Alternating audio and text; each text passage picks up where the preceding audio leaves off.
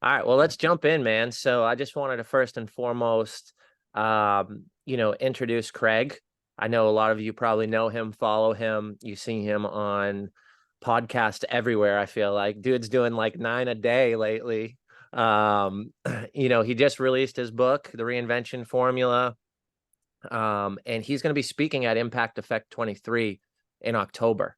So we're really excited about that because I believe Craig has a ton of knowledge, real life experience, has done it, has lived it, is teaching it, and is just a master of making meaningful connections, which, as you guys probably know, if you know anything about Jim Morris, is relationships are extremely important to me, and how you build them and how you give back. And Craig is just someone who's always giving, I feel like. So that's why I'm so excited. That's one of the big reasons why we brought him in for Impact Effect 23 in October, because he's just going to give us a bunch of information that is tangible, that is about branding, reinvention, and actionable items. That's the biggest thing lately that I've been hearing as I talk through tons and tons of people over the last few months. Is people are looking to execute, people are looking to take action, and people need it in tangible, small bite sizes so they can go and implement and execute immediately. So I'm excited, man. Craig, thanks for being on today, brother. I'm grateful to be here, brother. Every time we get together, it's magic. I'm really pumped for your event. There's going to be so much value. And guys, just going to the events are so special, but I want to be very clear. And this is like a disclaimer. And I say this in the very beginning of the book. Um, Consuming what we're about to talk about today, going to events, is not power. It's potential power. But you got to be able to extract it and then be committed to applying it. So we're going to plant a lot of great seeds here. We're going to have the opportunity to go a little bit deeper than usual, but it's on you guys to take it, feel some type of way, and then execute. You guys with me? Let me know in the chat. Drop a yes if you're cool with that. Bang. Let's go. Love it. Love it. Hell yeah. Awesome. Nick Cool. and Joe, they had a chance to connect in LA, right? Say that Good. again. I believe Nick and Joe, they had a chance to connect in Beverly Hills. I could see some similarities. They're both good, young, hardworking kids. Oh yeah. Oh yeah. Talking about So LA, Heck that was yeah. amazing, man. good. All right, so let's jump into this thing, guys and girls. Craig and I met at an event we were both speaking at in Texas, and I just laid it out there for him, man. Like, we were in this back room, we were in the speaker section, whatever you want to call it, and I just told him what I've been through over the last year, how I looked to reinvent myself. And I think I actually said I'm looking to I'm in transformation mode. And he said, "Well, sounds like you're reinventing yourself. I've reinvented myself, and I actually am releasing a book on it so I can help more people." So it was one of those magical moments where you're like, man, for me, I was just being vulnerable. I was just throwing it out there. This was a guy we connected with a little bit on social media, messaging, but we didn't really know each other. And that moment that we had that conversation with full vulnerability really propelled and encouraged me to continue going. And I know a lot of people on the call, some people I don't know, but one of the things that I really wanted to make sure after today is you have resources and you have people that you can reach out to and really focus on the things to keep the momentum going. Because when you're reinventing, when you're transforming, when you're making massive change, positive change, it's hard, guys and girls, it's hard. And I really want to push everybody to have that accountability friend, to have that buddy, and to use resources like education and knowledge. Craig's book, reaching out to people that have done it, collaborating, and asking questions. Craig and I, when we met in Nashville in person for the first time, he was like, "Jim, where did you find all these questions?" And I was like, "Man, I'm just curious, and I'm going to ask you because you've done it. I've watched you. And I think those types of curious questions are what's going to help you propel." So that was a long way to say how I met Craig, but also at the end of this, like let's drum up some questions. We want to help you and we want to answer those questions. Like this webinar is for you. This webinar is to help you with where you're at, whether that's a life cycle, a season, whatever you want to describe it. But I'm really excited about that. So I just wanted to get everybody aware that there's going to be an opportunity for Q&A. So write down your questions and start thinking about that, because that's the most impactful opportunity for you to get direct feedback from someone like Craig, who's completely reinvented himself, and also someone like me who's still transforming and reinventing and have learned some things along the way. So I'm going to toss it back to Craig if he wants to just dive in and give a little insight, some nuggets, and then I can really talk about kind of what I've done and how I've burned some ships and kind of gone all in. Yeah, hell yeah. Love it, brother. And he's rock, like 100%. When him and I connected, it was in the speaker room, the green room, whatever you want to call it. And he just started being so open and vulnerable, and we just instantly connected.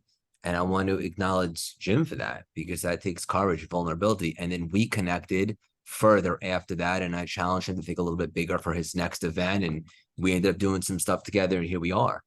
And and then another thing I want to acknowledge him for is we filmed some content before that last event, and he was asking such powerful, deep questions the whole time, not even when the camera was on. Like when we were driving like from a venue to a venue, and it was like he was interviewing me still.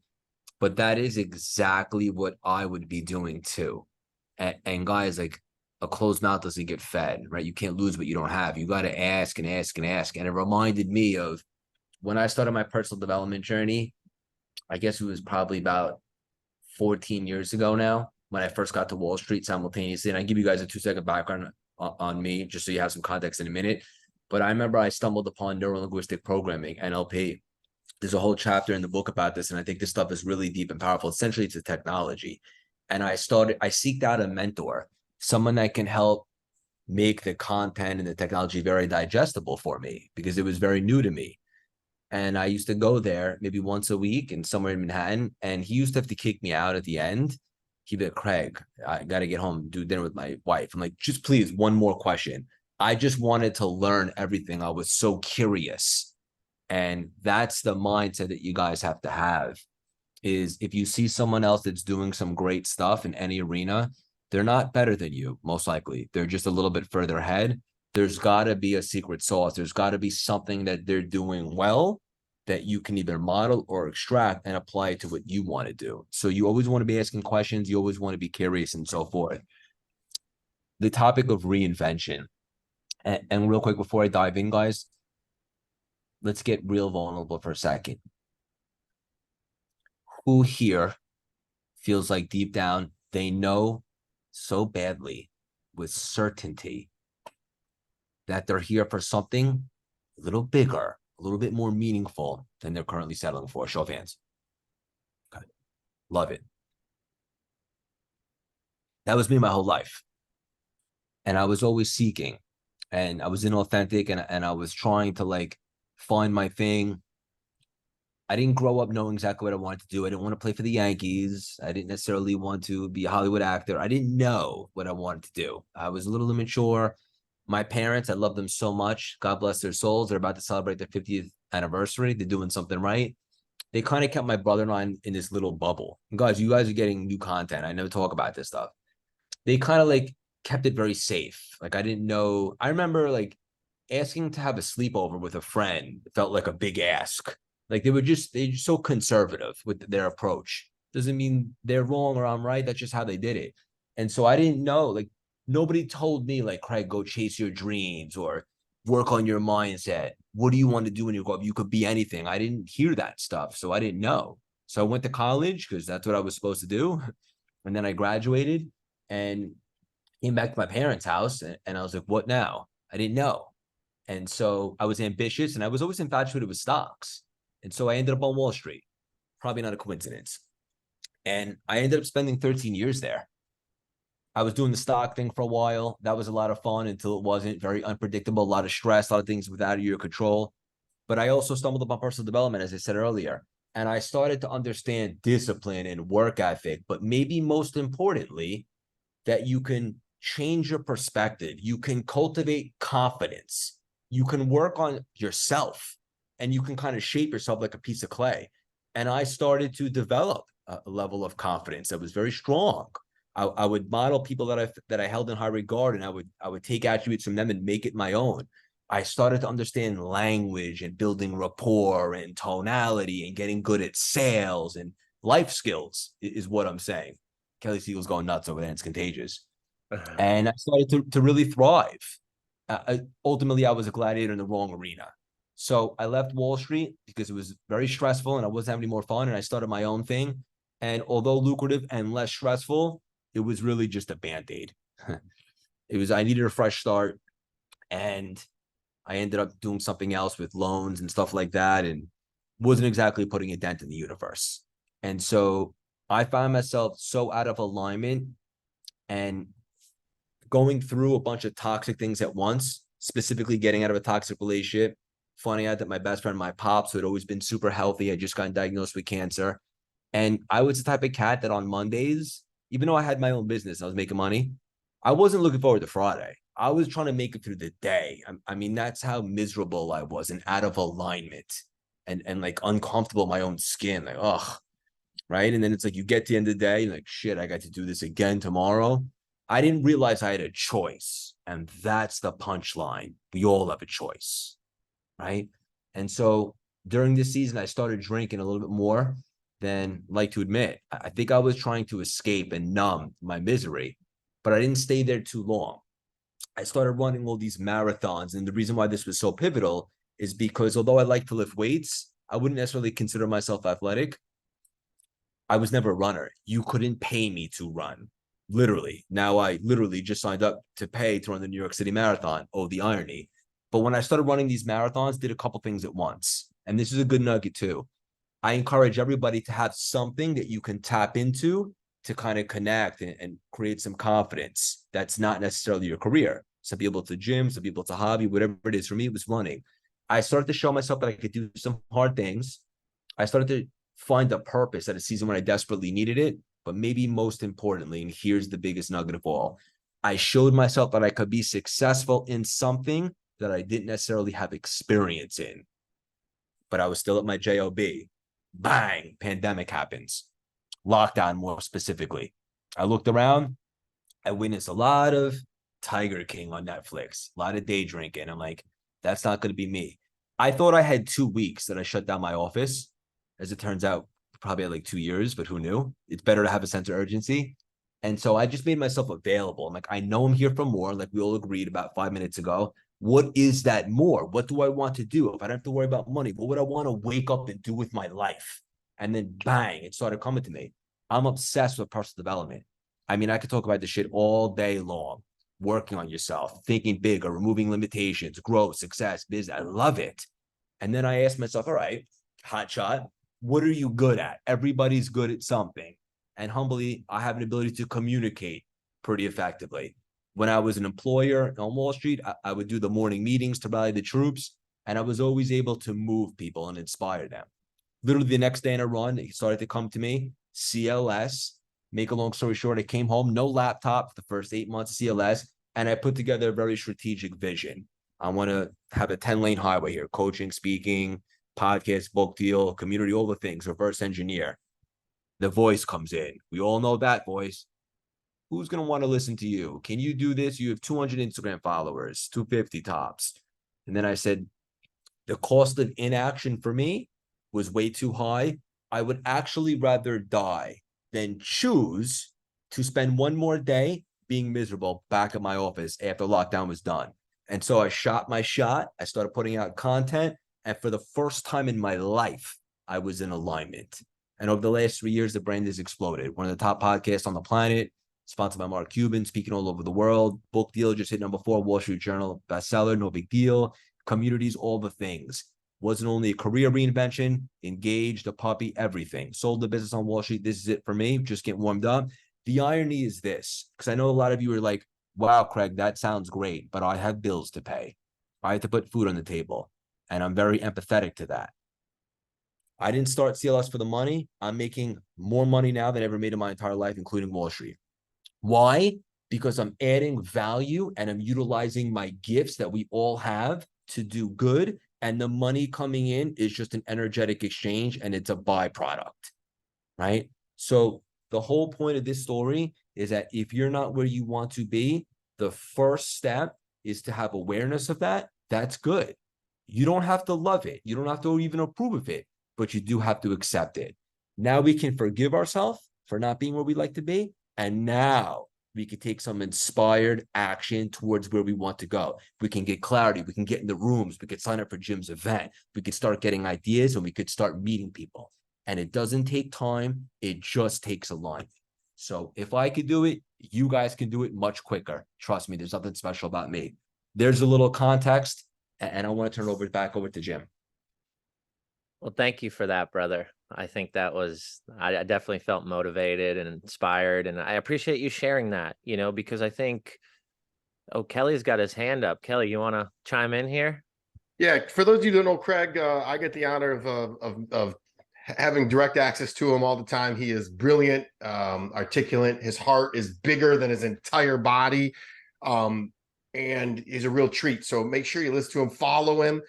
Craig, would you do this the honor to talking about unplugging from the matrix? Because I think that is your golden nugget. Yeah, Kelly loves this chapter in the book. And I think that is really important. I'm glad that you brought that up. In the reinvention formula, there's a chapter called Unplugged from the Matrix. And see, here's the thing, guys. All of us become conditioned by our upbringing or society throughout the course of our life. In other words, based upon either our parents or the news or the economy or social media or something, we start to cultivate this identity, and I put in quotations, right? And so the people that are winning big in life and achieving and doing really massive epic shit, it's not that they have more potential than anyone on this call. It's that they've figured out how to access more of their own potential, right? How do you do that? It starts by understanding that you're not actually looking at the world as it is. You're creating a perspective, a frame. Someone's map of the world on this call right now might be very enriching. That might see a lot of opportunities. They might be super inspired by this call, want to take action immediately. Others, they might see some more limitations. Oh, that's not possible for me. Craig has advantages, or he's more brave, whatever the case may be. None of it's true. It's what you choose to believe, and it's the lens that you look at the world. And so Steve Jobs, Bezos, Elon Musk, all these cats that have done really big epic stuff, it's not that their IQ is so high. You can look this up yourself. It's that the way that they look at the world just sees tremendous upside and opportunity, where the same people might look at it and just not see that. The glass is half empty as opposed to full. So being unplugged from the matrix makes you understand that you have a choice. Most people don't even understand what we're talking about right now, and they're just going about their day like a robot. Boop, boop, check in, bye, and keep doing it over and over again. Once you realize that, wait a minute, I can actually cultivate self-belief. I could work on myself. I could change careers. I could find what I love. I could monetize it. I could build rapport. I can connect with other people for relationships. Now, all of a sudden, you're unplugged and you can do whatever you want to do. But this epiphany right now that we're discussing, you guys would be surprised. Most people don't even understand that they have a choice. They think they're just circumstances of what's happening around them. Hope that clarified. What's the spoon thing Kelly's asking about? Thank you, Stephen. Right. So have you guys seen the movie The Matrix? Show of hands. Okay. So a lot of people in my space now, they make this fun argument that The Matrix is actually a documentary, not a sci-fi film. There's a scene in the movie, very powerful stuff, where Neo, played by Keanu Reeves, is waiting in the waiting room to go see the Oracle, the woman that's very wise and knows all the things. And he sees this boy who has special gifts, and I put in quotations. And if you guys have seen the movie, I have a feeling if you go back and watch it after this conversation, now that you're available, you're going to see a whole different film and have major breakthroughs. So Neo sees the boy, and the boy has a spoon and he's bending it, the spoon, right? And Neo then picks it up and he tries, and he's trying to bend the spoon, right? And the boy goes, "You're missing the point." He says it a little more beautifully. I forgot exactly what he says, but he says, "There is no spoon." So in other words, he's looking at it like this from a different angle, and he could do whatever he wants and shape shift the world around him. He sees opportunities where Neo's trying to, he sees this physical thing and it is what it is, and he's trying to bend it, it won't bend. But if you bend yourself, now you look at the world how you want to see it. And that's when you can manifest and break great things into fruition. Very deep stuff, very profound. Let's go. I'm fired up, man. Thanks for sharing that. I didn't know, I don't remember that specific scene. So now I have homework. Now I'm gonna go and watch it tonight. Yeah. So so looking at different perspective, accessing that potential, can you give us an example, Craig? How can you access it? Like, how do you look at it differently? So for example, right? Like when I first met my fiance, I'm gonna put her on the spot. She's not here. She was at this job and she was miserable. She absolutely hated it, and she was being overworked and underpaid. And I said to her, I was like, "Why are you still there?" And she's like, I don't really know. I've been here for a while. I'm kind of used to it." And I'm like, "Did you consider how valuable you are, and that if you put yourself out there, you might attract something better that actually appreciates you and so forth?" And she said, I guess so. She was so programmed to like combat me, and she had no answers. And so she put out her resume and she got a significantly better job right away for a company owned by Warren Buffett, does very well, and she's crushing it over there. But what really happened there? She didn't just get better overnight. I showcased her that she had a choice. She was plugged into the matrix, and then she unplugged herself and thought a little bit bigger, and then she was available. So there is no real secret sauce to other people that think huge and people that don't. It's first having awareness, right? There is no spoon. Stop trying to bend everything around you. Bend yourself. Look at it from a different perspective and open up what's possible. And then you can start to tap into that. And that's when the magic begins to unfold for you. Why not? Why not us? I like Steven's comment. Why not us? You know, that I think that fits. And I think it starts with the decision. For me, I made a decision and I implemented it as soon as I woke up the next morning, right? And that decision was to define where I wanted to go and devise a plan on how to get there. And Craig, I know you talk about this because we've had extensive conversations. And I think Kelly, you and I spoke about this when we were in LA after Craig's book launch, and I spoke a little bit. But it really just depends on taking action and building that 10-lane highway, right? You call it a 10-lane highway. What's the strategy? What are the things that are going to get you to the goal? And it's not just one, right? It's multiple. And how do you implement those? Because when you decide to make a change, there has to be a strategy, there has to be a plan, and you have to know where you're going, right? I mean, it's very simple when we say it out loud. All of us on this call, I know some of you, most of you, we've probably already heard this, right? You got to know where you're going to get there, but yet we don't do it. Yet we don't implement it. Yet we don't create strategies around execution, and then we don't do it. So for me, when I decided, it was one decision, and for me, it was at an event. Hence why I'm pouring so much into Impact Effect 23, because the experience that I had to reinvent myself started with one conversation, started with showing up, started with being in the room. And that doesn't mean it needs to be an event. That could be this conversation today. That could be a conversation you have after this. It could be a text message. But how do you put yourself in those situations that people are going to provide knowledge and insight so that you can make that decision and you can figure out where you're going to go? Then you devise the plan and you ask for help building it. Yeah. Right. And I think that's the biggest thing for me in my reinvention, Craig, is I was stubborn as hell, man. Like I thought I could fucking conquer the world.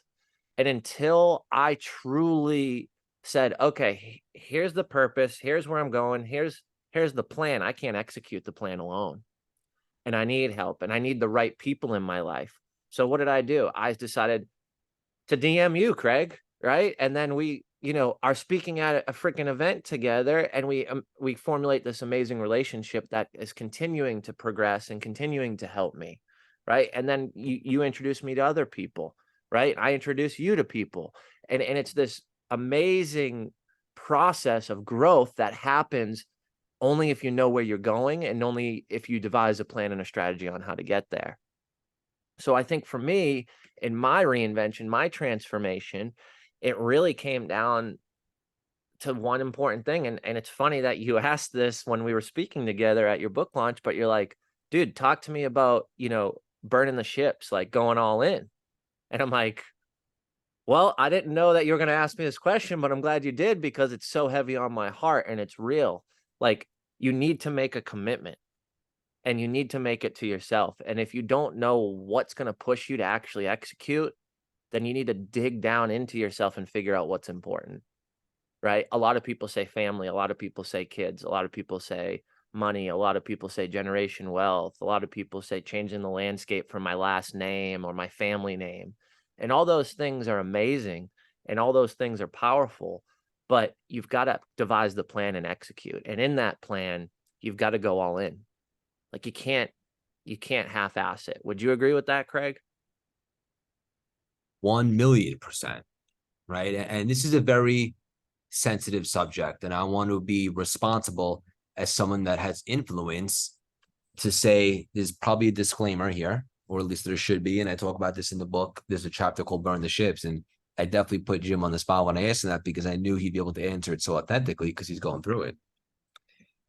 I don't want to tell everybody if they're not happy right now to resign today and, see what happens. No, you should be strategic and intentional with the way you operate your life. It should be taken seriously. Always be playing chess, right? But what I am saying is once you begin to get clarity, right? And you start to realize there's more out there and you're dabbling, or maybe you're working on a side hustle, or you do want to do something else and you know what that is. For me personally, and it sounds like Jim as well, and this is what I know to be true. If you're using some of your energy and space in this toxic environment here, that's a little bit less energy and space that you can allocate to doing the great stuff that you want to do. So the term burn the ships comes from an ancient story when basically, I forgot the guy's name, but a whole army or whatever the case may be went to some islands with some ships, and his soldiers were really scared, and they were looked back like maybe we should get out of here. And the general essentially burned the ships and basically literally it said, we're not leaving until we take the damn island. So take the island or die. That's a little extreme. But the mindset is that I'm going all in. I'm not just interested. I'm committed to whatever it takes ethically to make this happen, to change my life, to make an impact, to contribute, to unapologetically make a lot of money. And that's just that. And I believe that if you're still holding on to something else, you're not totally available for the great stuff that wants to happen. I've seen it a million times, including myself, where you're in a relationship that is not right. But because you're not asking yourself the tough questions or have the courage to leave because it's not alignment, you have one foot in, one foot out, you're not really available for the dream partner that's out there for you. So you have to burn the ships energetically to be all in. And once you do that, I believe with every ounce of me, you will make it happen. You're resourceful, you're creative, you're determined, you'll meet the right person, the right idea will happen at the right time. You'll see someone in the elevator, they'll give you an idea, they'll invite you to an event, something great will happen. That's just my opinion. Now, if you are at a job and you do need to put food on the table and all that stuff, then how can you create an extra half hour a day Can you stay up a little bit later? Can you wake up earlier? Can you allocate some time to work on something to better your life? Can you buy a ticket to Jim's event, even though it's a stretch? Get yourself in the damn room, meet some great people. There's always something that could be done. For me personally and Jim, we had to burn the ship so that we can be all in energetically. 100%.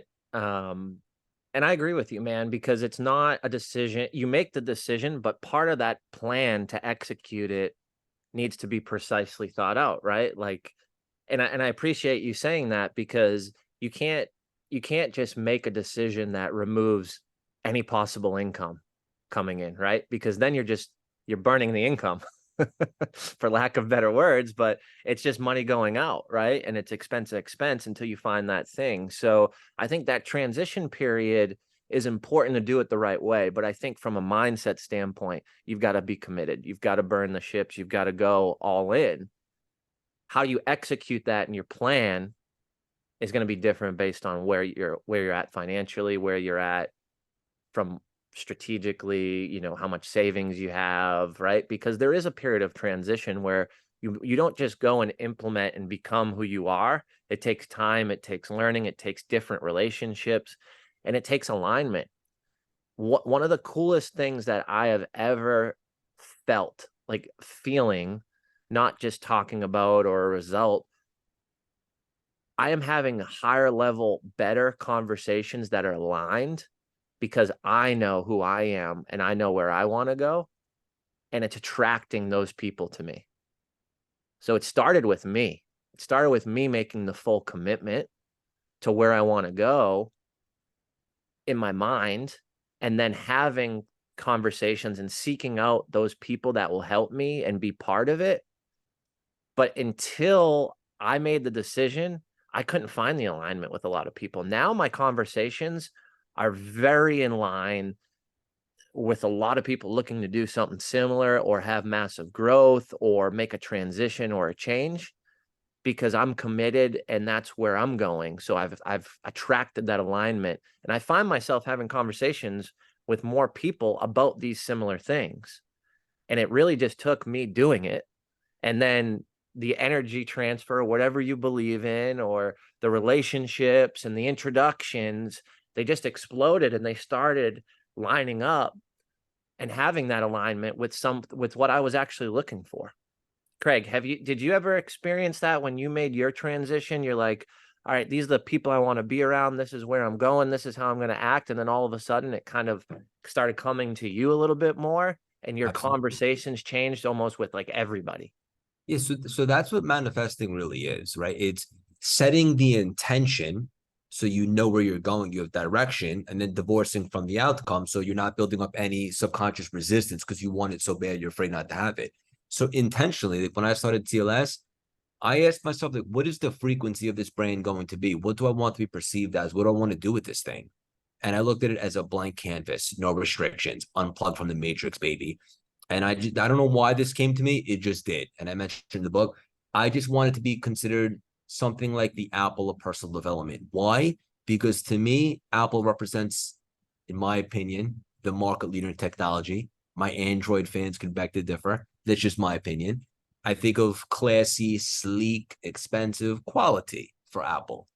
And that's what I wanted to do. And so I wanted to be around people that were in my space, that were a little bit further ahead, because I knew that if I spent enough time around them, I would see what they're doing well, and maybe I can learn something. Because one thing that I did really well, and just to be clear, I have not done everything very well my whole life, not even close. But over the last 3 years, I've done a lot of things well. And one of them was understand the realization that I don't know what I don't know.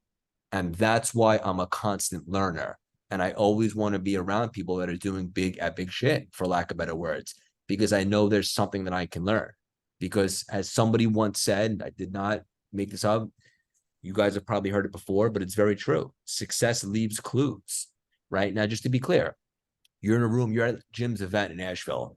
You see us doing some really big, epic stuff. We're on fire. Doesn't mean take that, right? It means see what you like, leave the rest, make it your own. Always 100% be your true, authentic self. That's the secret sauce. But if there's people out there that are doing great things, I would set the intention to be around those cats specifically. They're obviously doing something right. And worst case scenario, it's contagious and you'll get some ideas and some great energy. And that's why I encourage everybody to be at this event in Nashville with Jim. Well, I mean, it's funny you bring that up because that's exactly what I did when I was crafting this. A lot of people were like, Jim, why are you going to all these events, conferences? You're spending all this money. I'm like, because I'm going in and I'm being a sponge. And that sponge doesn't mean that I'm grabbing everything and copying it. That sponge is saying, oh, I really like that piece. And then I'd go talk to people and be like, what did you think of that speaker? Or what did you think about the transition? Or didn't, and I get so many people's opinions. So I would have the audience's opinion of how that was. I'd have my opinion. And then I would talk to the person who was throwing the event and have their opinion of it. And I would bring all that in as a sponge, but I would pick what I liked and what I thought was right and what I wanted to implement. And I would make sure I still remembered the things that I didn't like, didn't want to implement, or didn't think were as powerful as they could be. Right. So for me, I mean, that's how I'm building this event specifically in my transition.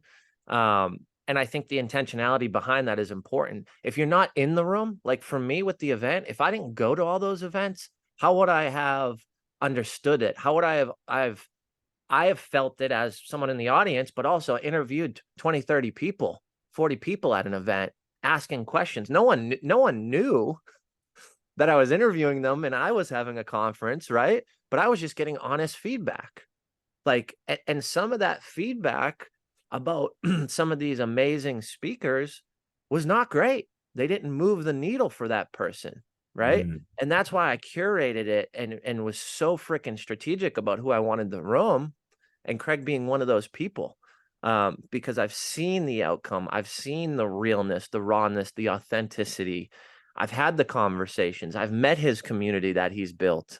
There's several people on here. There's friends of mine I call friends now after meeting them one time, like Kelly Siegel, my buddy, right? We're getting on a podcast after this, right? That all starts with proximity, being in the room. But my whole concept that I wanted to parlay from what you said was go be the sponge, go put yourself in the situations, make a decision what's good, what's bad, and use both of those to your advantage. That's true intentionality.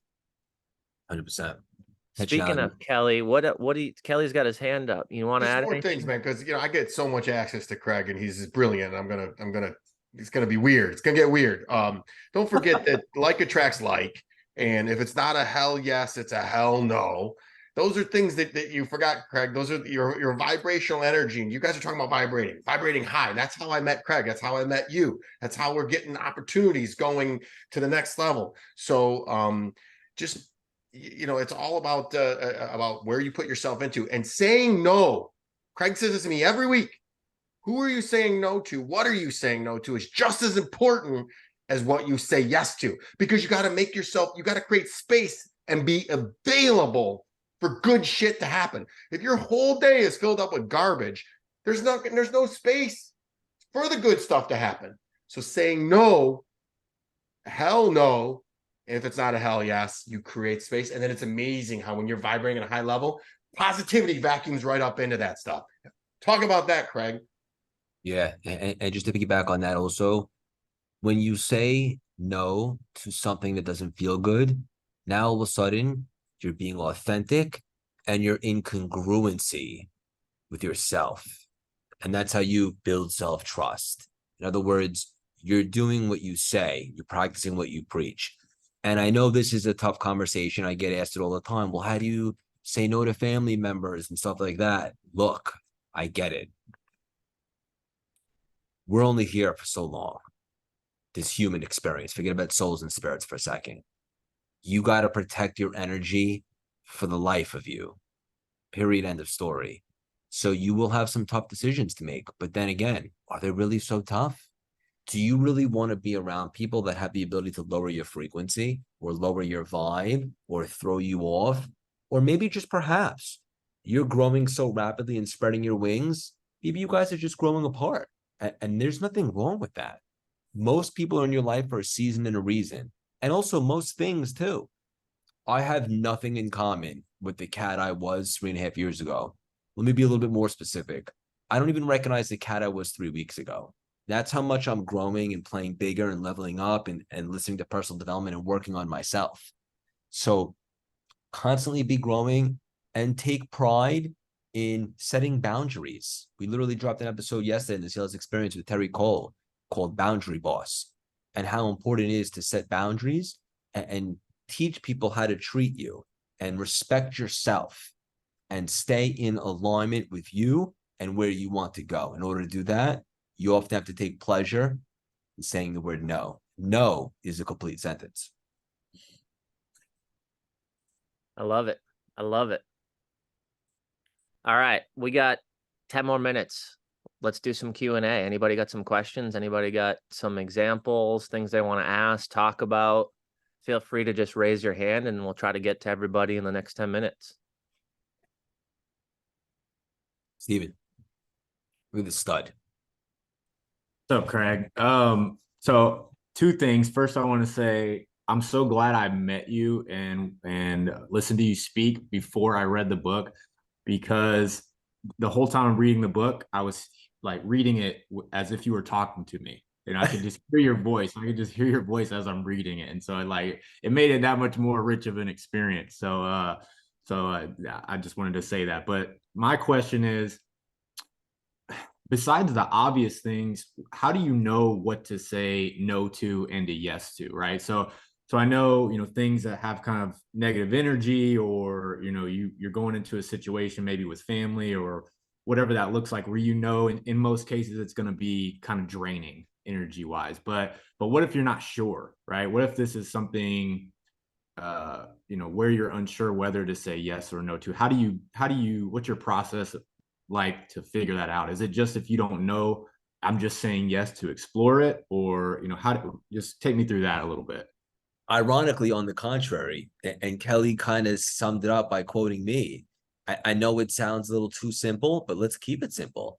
If it's not a hell yes, it's a hell no. Because if you're saying no to something you're not sure about, that's creating time and space to work on yourself, which is probably the most important thing. And it's funny because I finally, after all these years, understand the whole analogy of the presentation at the beginning of a flight, when they say put your oxygen mask on first before you help your kid or your significant other. I used to be like, that sounds selfish. I didn't know, but now I understand. If you're no good, you can't be good to anyone else. We need you operating at the highest frequency possible. So I'm operating out of the frequency right now. Doesn't mean that I'm right. It's just what I'm doing. If it's not a hell yes, it's a hell no. And some people might call that selfish, but you have to be a little selfish when it comes to prioritizing your own mental health and well-being. So that's what I would say to that, brother. All right. Thank you. Yeah. Juggernaut Ben Deal in the house.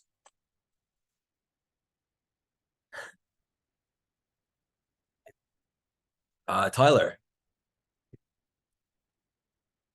I want to say a really quick thank you to Jim and Kelly and Craig. You guys bring the energy.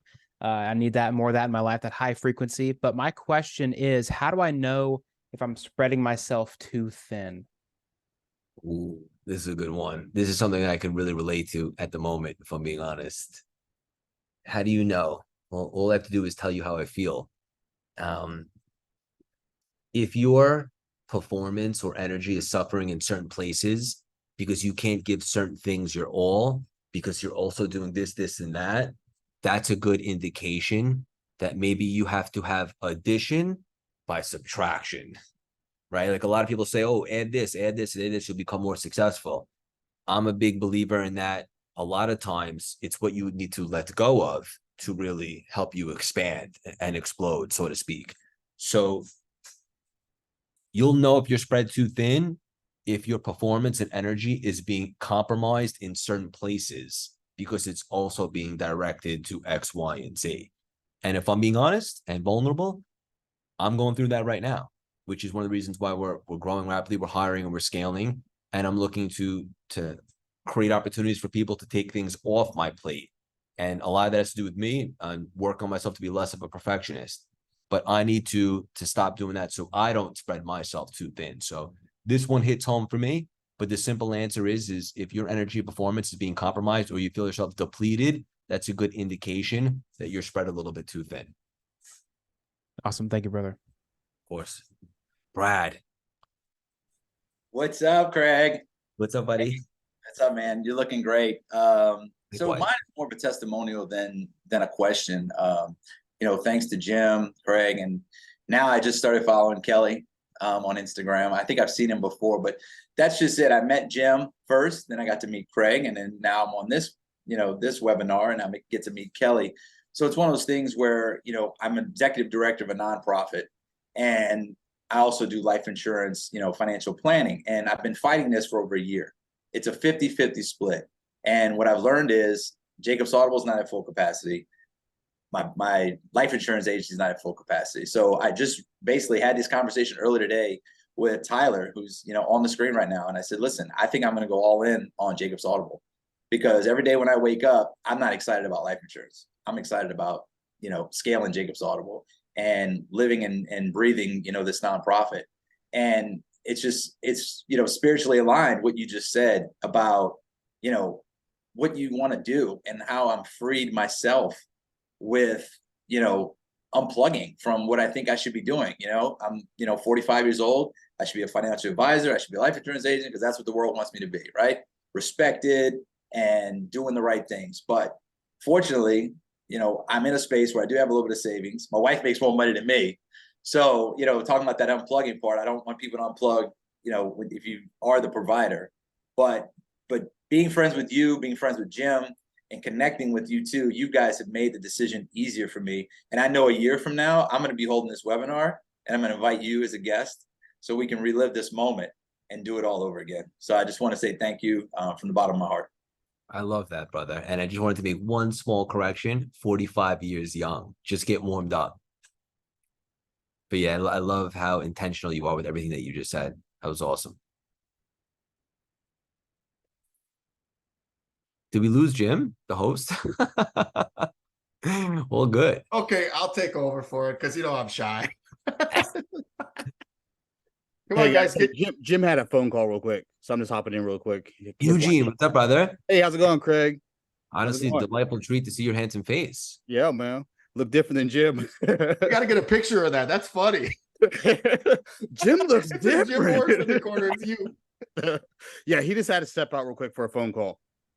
No problem. I would encourage anybody on the call right now to ask a question. The only way you lose is if you don't try. And there's no such thing as a silly question. Trust me. Anything at all, anything that we might be able to help with, support, give a fresh perspective, anything. This would be a great opportunity. And I'll make sure and say what he doesn't want to say. Make sure you guys head over and follow Craig and Jim.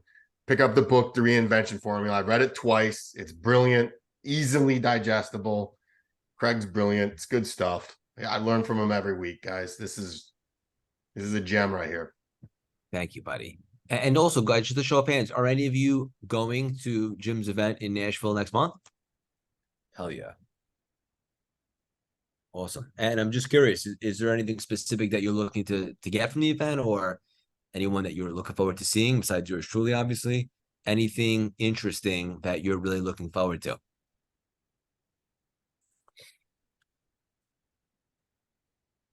Don't all speak at once. Also, while you guys are coming up with that answer, I want to give a shout out to Juggernaut Ben Deal. Don't look at me. Don't take your eyes off the road. But it's great to see you, brother.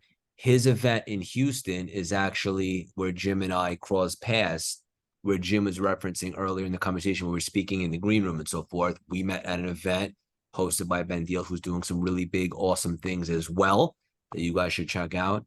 And that's how it works. You get into the event, you meet someone, you hear the nugget, and your life is never the same. Yeah, what's up, guys? And yeah, just grateful for you, Craig and Jim. I just believe these opportunities to engage are so powerful and so important. Where we get to vote and spend our time. And Craig, question I've got for you, coming off your your bestseller book release, what did you find?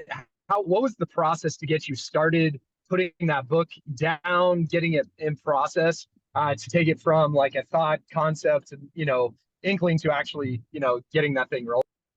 Love the question, brother. So when I created that 10-lane highway that we referenced a couple of times, one of the lanes was a book deal. And for me personally, I wanted to work with a major publisher as opposed to self-publish. Doesn't mean that I'm right or someone that self-publishes is wrong. My thought process, right or wrong, was that I felt like it was like a movie coming out backed by a big studio. It added some credibility. So I put that out there, divorced from that outcome, and then married the process. And I just kept compounding and building, manifesting, so to speak. Wiley ended up approaching us. Wiley's a major publisher. They came to us with a deal. I didn't have a manuscript or a lit agent, nothing, which from what I understand is unheard of. I renegotiated with them a very high amount for an advance. I wasn't afraid to lose the deal. They said yes. Only stipulation was they had a very tight turnaround. And I'll never forget. I was like, okay, game on, let's do this. I went to the New York City Library on a Saturday. I spent maybe like 3 hours there. I was locked in. Thought I wrote the whole book. And just to give some context, they're looking for 50,000 words. So I come home. My fiance shows me how to take what I wrote and transfer it to a Word doc where we could do a word count. And so I do that. And to my surprise, I had like probably 1,700 words. I was like, shit, this ain't no joke. I need to actually create a process here in a system. So I'll never forget. I'll never forget this month for the rest of my life. December 2022. I woke up every day at 4 a.m., which is a little bit earlier than usual for me, pitch black, before most of the rest of the world, sitting on my big, bulky recliner, looking at the East River behind me. And I would just write for about an hour, hour and a half each and every single day for 1 month straight. Ended up being about 1,000, 1,500 words a day. The book just started to flow and write itself. I was in such a groove. And I made one promise to myself, which really worked for me. And I would encourage anybody out there that wants to write a book in the future. Do not reread what you wrote. Just brain dump for whatever your time frame is. For me, it was a month. And all of a sudden, I had this beautiful vessel. And it was done. And the truth of the matter is I probably could have wrote a little bit more, but the way it ends is actually perfect timing.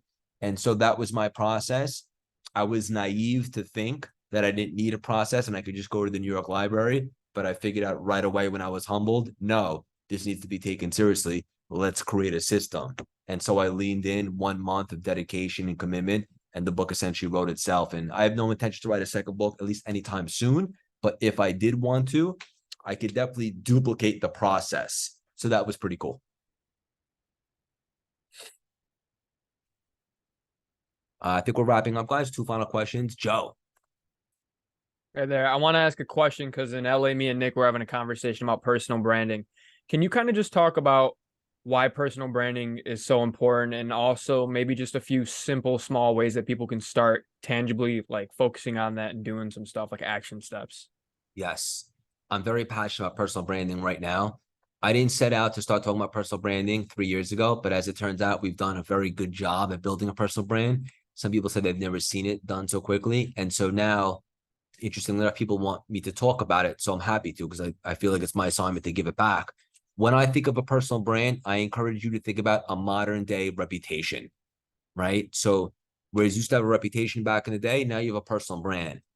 The really good and advantageous thing about building a personal brand, no matter what you do, whether you're a coach, a speaker, or you just run a business or anything, it's people get an idea of your frequency, your vibe, what you're all about.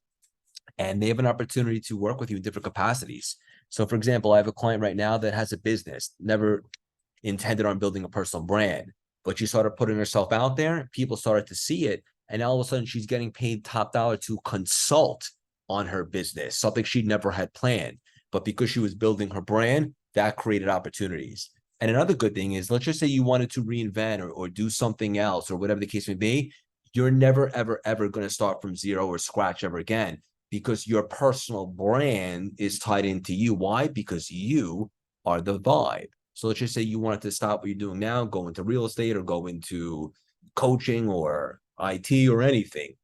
Your audience is already baked into what you have going on, your personal brand. They have an opportunity to follow you along the way. And obviously there's a lot of ways on how to build a brand and so forth. I would really lean in and utilize the social media platforms, even if it's uncomfortable, as long as you have the right relationship with them. It's a great opportunity to really spread awareness, extend your reach, and have some fun and showcasing all the great things and authenticity that makes up you. And trust me when I tell you, this will lead to great opportunities that you probably didn't even see coming. All right, guys, we'll land the plane with Tyler. Hey, back for round two. I wanted to bring attention to something you said earlier, because we kind of glossed over it, but I think it's super important. I know it's helped me a lot, is paying to get in the right room. I think that is so powerful because other people are investing their time and money to be in that room as well. So they're automatically leveled up in the frequency. So I would just say, could you talk a little bit about that? And if you experienced that same thing as well? Because I know for me, in the matter of 7 months from when I started my business in 22 till now, paying to be in the right room. And like you said earlier, even if it's a stretch, like my last $1,000 to be in this room excelled my business. Yeah, I'm happy to hear that. Look, picture this. When you were, this is a weird analogy, but I think it might hit home. When you were growing up, there's probably a good chance that you played some sort of sport, right? And you met some friends from there. If you break that down, what really happened? Your parents probably paid for you to be in a soccer league or play baseball, little league or something, or maybe you went to camp. And all of a sudden you met these great people there and formed some strategic relationships. So how is that any different than paying to get in a room with people that are achieving and doing great things in the world that you have an opportunity to connect with? One thought, one idea, one strategy, one strategic relationship can change everything for you. But you got to get in those rooms. They're not just going to be handed to you, right? And so oftentimes, like if you're considering, this is really a stretch for me. I'm a little tight right now. Well, then it goes back to how we started today. What is the cost of inaction? What happens if you don't stretch yourself and you stay in your comfort zone and you don't get in that room and you wake up 5 months from now, God forbid, 5 years in the same situation, wondering, what if I went to that event? Who would I have met? What nugget would I have taken away? So it all comes down to the cost of inaction. When it comes to betting on yourself, which I believe is the most important bet you'll ever make in your life, I would suggest go all in. You dig?